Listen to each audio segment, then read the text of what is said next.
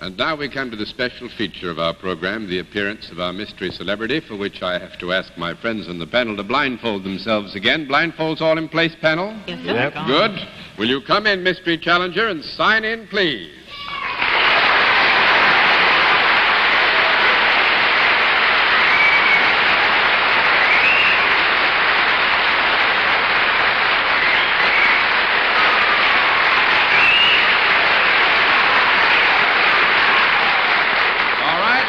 Panel, as you know, in the case of our mystery celebrity, we go to a different form of questioning. You ask one question at a time in turn, moving clockwise.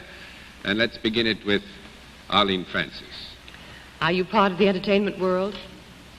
Are you part of the entertainment world? What? Well, since it's a political year, I'll give you an honest answer. Yes and no.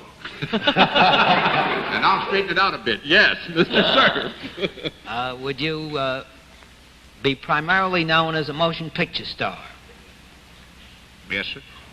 Miss Kilgallen? Well, since you're sounding like a comedian, are you really a straightaway leading man?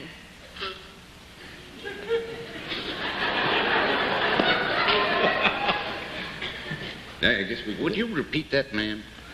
Well, you know how it is on this program. If a Frenchman comes on, he puts on an English accent, and if it's an American, he puts on a French accent, and you sounded sort of funny. So...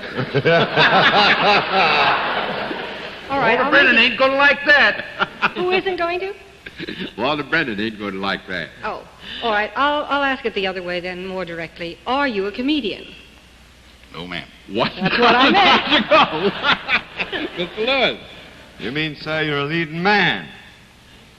I reckon. Is that your question, Mr. Lewis? Well, no. All right, this time we'll let it stand. You have another question. You're a leading man in motion pictures. Are you in New York to publicize the opening of some forthcoming triumph? Yes, sir. Miss Francis. Well, did you tell me about it on my own program last week? And is your name Legion? William Holden? William Holden is right.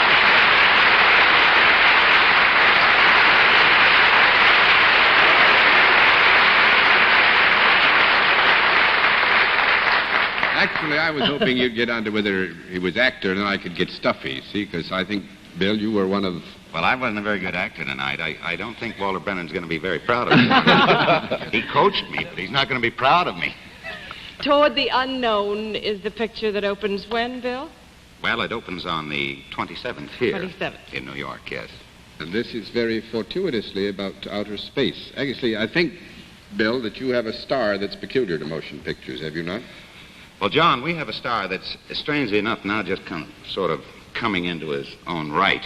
And that is that Bell X-2 plane, which in the last few weeks, I'm sure many people have read about, that about a month ago went 1,900 miles an hour, and I happened to pick up a newspaper on the way to Pittsburgh the other day and found out it had gone to 126,000 feet of altitude. I consider that a pretty good third-act star. That's a third-act star. How did it feel up there, Bill, at 126,000 feet? I wish I could claim it. Just for fun, though. Now, making a picture like this, I remember years ago when I covered the Cleveland air races, I got a big boot and got in the first one in the first 80s and went through the sound barrier. On this thing, how fast did you go in the process of making the picture? Actually, John, I went, I think it was about 810 miles an hour. I broke the barrier for the purpose of getting a soundtrack that we would use on the picture, or in the picture, I should say. Could I ask one question? Could I ask one question, Bill? Yes, sir. If you don't mention Mervyn LeRoy's name, he'll never speak to me again. So I'd like to know just what he did with you on the picture. Well, I was actually waiting for John to ask me how much help I'd had, and I was going to tell him that I had the greatest help in the world. Mervyn LeRoy produced and directed the picture for us and greatly relieved me as an independent producer in this particular case. Yeah, because Bill does belong to that new company of very serious actors who are also producers. But one last question before you go, Bill. Did you, before you did this 810 miles an hour, have to go through any special preparation with the Air Force or pass any tests? Yes, John. It's probably, as you were required on the trip, you go through the pressure chamber and you're checked out, and the doctor, make sure that you can withstand whatever abnormal experience you might go through. Yes, we did. We went Got a to big the kick pressure. out of it? I enjoyed the flight much more than I did the pressure chamber. That's par for the course. Thanks very much, Bill. It's nice Thank to have you. had you with us, and much success in the business.